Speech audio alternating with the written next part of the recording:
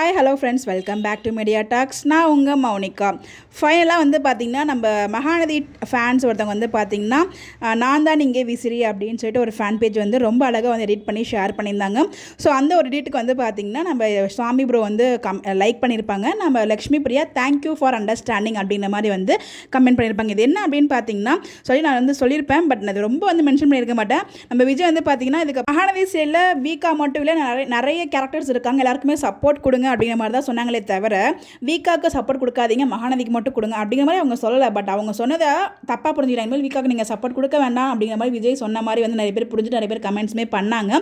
So அதே மாதிரி காவேரியுமே ஒரு இதில் பேசியிருப்பாங்க. ஸோ அது ரெண்டுமே சேர்ந்து கொலாச் பண்ணி அதை அவங்க நம்ம எல்லாம் என்ன சொன்னமோ அது ரொம்ப அழகாக எக்ஸ்ப்ளனேஷனோட வந்து கேப்ஷன் வந்து கொடுத்துருந்தாங்க. ரெண்டு பேருமே சொன்னது என்னன்னா, மகாநதி வந்து அவங்க இது வீக்காங்கிறதே மகாநதிக்குள்ளே தான் இருக்குது. ஸோ இது இல்லாமல் அது இல்லை, அது இல்லாமல் இது இல்லை அப்படின்னு நம்ம எல்லாருமே புரிஞ்சுக்கணும். அவங்க வந்து வீக்காக்கு சப்போர்ட் இல்லைன்னு அவங்க சொல்லலை.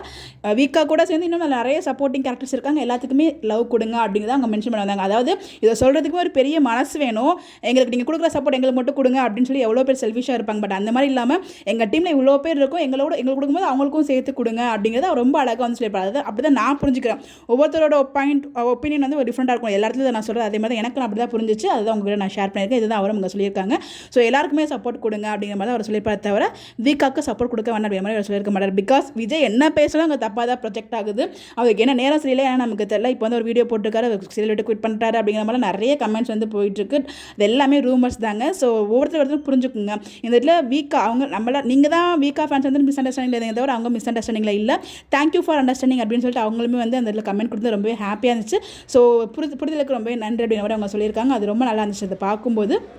கண்டிப்பாக நீங்கள் தப்பாக புரிஞ்சிருந்தீங்க அப்படின்னா இந்த ஒரு ஃபோட்டோஸ் அந்த எடிட்ஸ் அந்த கேப்ஷனை பார்க்கும்போது கண்டிப்பாக உங்களுக்கு அது கிளியர் ஆகும்னு நினைக்கிறேன். நீங்கள் பார்த்துருந்தீங்கன்னா ஓகே, பார்க்கலன்னா நான் தான் இங்கே விசிறி அப்படிங்கிற இதில் வந்து பார்த்தீங்கன்னா அந்த ஃபேன் பேஜில் ஷேர் பண்ணியிருக்காங்க. ஸோ உங்களுக்கு வேணா சொல்லுங்கள், அந்த கேப்ஷன் நான் ஷேர் பண்ணேன் நெக்ஸ்ட் வீடியோவில். தேங்க்யூ.